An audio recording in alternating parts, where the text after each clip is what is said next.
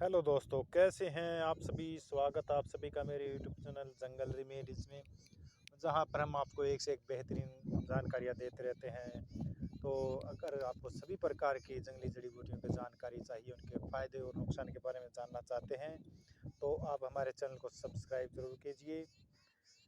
दोस्तों, आज एक और नई जानकारी के साथ हम आपके सामने फिर से हाजिर हैं। ये जो पौधा जो आप देख रहे हैं, ये लगभग पूरे भारत में पाया जाता है। ये लगभग नमी वाली जगह पर ज़्यादा देखने को मिलता है, और जैसे कि तालाबों के किनारे और गीली जगहों पर, नहर के किनारे, ऐसी जगहों पर ज़्यादा पाया जाता है।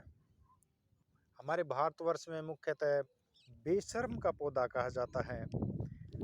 इसको बेशर्म, बेहया, थेथर, गुलाबसी आदि अनेक नामों से भारतवर्ष में जाना जाता है। इसका जो वानस्पतिक नाम है वो इपोमिया फिस्टुलोसा है। बेशरम का पौधा लगभग पूरे भारतवर्ष में पाया जाता है। इसको बेशरम या बेहया क्यों कहा जाता है, ये ऐसा अजीब नाम इसको क्यों मिला है, सुनकर थोड़ा अजीब लगता है। बेशरम या बेहया इसको इसलिए कहा जाता है क्योंकि ये पौधा जहाँ पर भी इसकी टहनी तोड़कर आप फेंक देंगे, तो ये कुछ समय में वहीं वहीं पर अपने आप उग जाता है। इसलिए इसको बेशरम या बेहा पौधा कहा जाता है। ये हर प्रकार की परिस्थितियों में अपने आप को जिंदा रखने की ताकत रखता है, जिंदा रखने का गुण रखता है। इसको ज़्यादा पानी वगैरह की भी ज़रूरत नहीं होती। ये बेहद ही जहरीला पौधा होता है, इसलिए इसे कोई भी पशु या इंसान खाता नहीं है, और ये अपने आप बढ़ता रहता है। इसकी जो लंबाई होती है वो 15 से 20 फुट तक हो जाती है। मगर ये जो बाहरी रूप से इसको आयुर्वेद में बहुत प्रयोग किया जाता है, पुराने समय से प्रयोग किया जाता है। इसमें अनेकों औषधि गुण पाए जाते हैं। इसमें anti fungal, antioxidant, anti microbial, anti bacterial, quick pain reliever, anti inflammatory, anti venom आदि अनेक गुण पाए जाते हैं, जिसके कारण इसका आयुर्वेद में महत्व बहुत बढ़ जाता है। इसका तना खोखला होता है और पत्ते नुकीले होते हैं। आगे से देखिए, इसके पत्ते जो हैं नुकीले होते हैं। इस पर इस पर जो फूल लगते हैं वो सफ़ेद और गुलाबी कलर सा लिए होते हैं। इसके अनेकों प्रयोग हैं, अनेकों फ़ायदे हैं, अगर इसको बाहरी रूप से आप प्रयोग करते हैं। तो चलिए इसके प्रयोगों से आपको परिचित करवाते हैं। पहला, जिन लोगों को चर्म रोगों की समस्या है, चर्म रोग कैसा भी हो, इसमें एंटी जो फंगल गुण होते हैं, एंटी माइक्रोबियल गुण होते हैं इसमें, उनके कारण समस्त प्रकार के जो त्वचा के रोग होते हैं उनको जड़ से मिटाता है। इसके लिए आप इसकी जो जड़ होती है उसको सुखाकर आप उसमें कोकड़े का तेल और कपूर मिलाकर इसका पेस्ट बना लीजिए, और उसको जहाँ पर भी आपको त्वचा की कोई भी समस्या है वहाँ पर लगाते हैं, तो आपका जो चर्म रोग होते हैं वो बिल्कुल जड़ से ख़त्म कर देता है।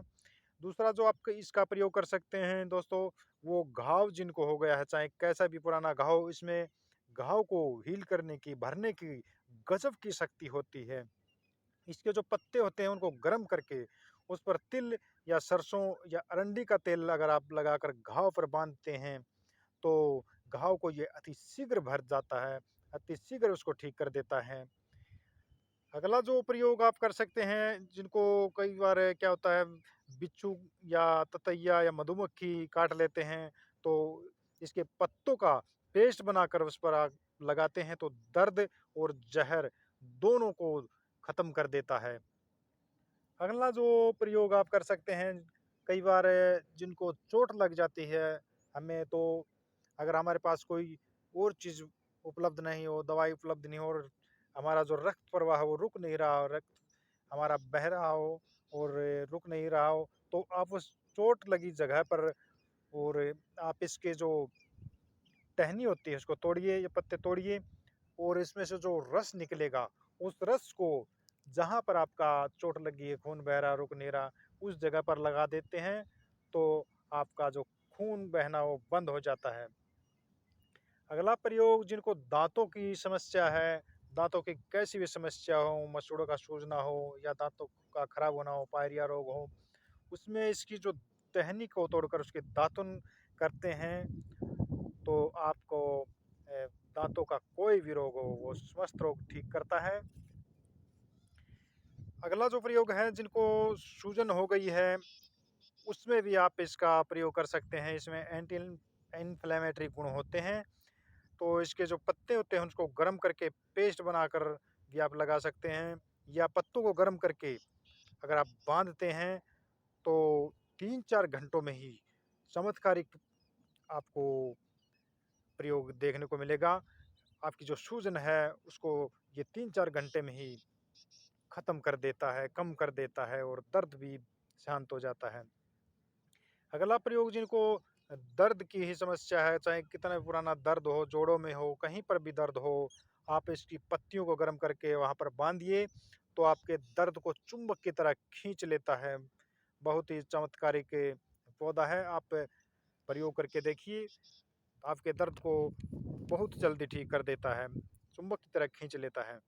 अगला जो प्रयोग है, जिनको सफ़र में कई लेडीज होते हैं, जेंट्स होते हैं, उनको सफ़र में उल्टी होती है या सफ़र में चक्कर आते हैं, तो उस स्थिति में आप इसके पत्तों को, जो आपके तलवे होते हैं पाँव के, उसके नीचे रखकर ऊपर से जूता पहन लीजिए तो आपकी जो समस्या है उसको ख़त्म कर देता है, आपकी समस्या ख़त्म हो जाएगी, चक्कर आना, उल्टी आना बंद हो जाएगा। अगला जो प्रयोग, जिनको बाल तोड़ की फुंसी हो गई हो, बाल तोड़ हो गया हो, तो बाल तोड़ में आपको बहुत पीड़ा होती है। जब बाल तोड़ की फुंसी होती है तो उसमें पीप भर जाता है और अगर आप इसको जल्दी ठीक नहीं करते, दवा नहीं लेते, तो आपकी बाल तोड़ बढ़ जाती है, फोड़ा बन जाता है और उसमें बड़ा कष्टकारी दर्द होता है। तो ऐसी अवस्था में आप जो इसका दूध निकाल कर आप लगाते हैं, आप इसका रस लगाते हैं जहाँ पर बाल तोड़ है, तो उस जगह पर बड़ा जल्दी आराम करता है, उसको बैठा देता है, उसको ख़त्म कर देता है, उसका दर्द भी खींच लेता है।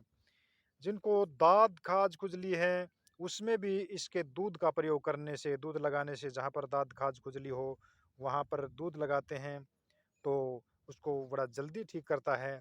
लेकिन इसमें आप ध्यान रखें कि जहाँ पर आपने दूध लगाया है वहाँ पर आप इसको खुजाएँ नहीं, क्योंकि खुजाएँगे तो फिर ये दवा काम नहीं करेगी और हो सकता है आपको नुकसान हो जाए। तो आप इसको खुजाएँ नहीं, आप जहाँ पर दाद खाज खुजली है वहाँ पर लगाकर छोड़ दें, बहुत जल्दी आराम करता है। अगला जो प्रयोग है वो, जिनको अंडकोष बढ़ने या अंडकोष में पानी भर गया हो, उसमें सूजन हो गई हो, तो आप इसका पत्ता गर्म करके उस पर तेल लगाकर, चाहे वो अरंडी का हो, तिल का हो या सरसों का हो, तेल लगाकर आप उस पर बांधिए तो आपको जो अंडकोश की सूजन है वो बड़ी जल्दी ठीक होगी।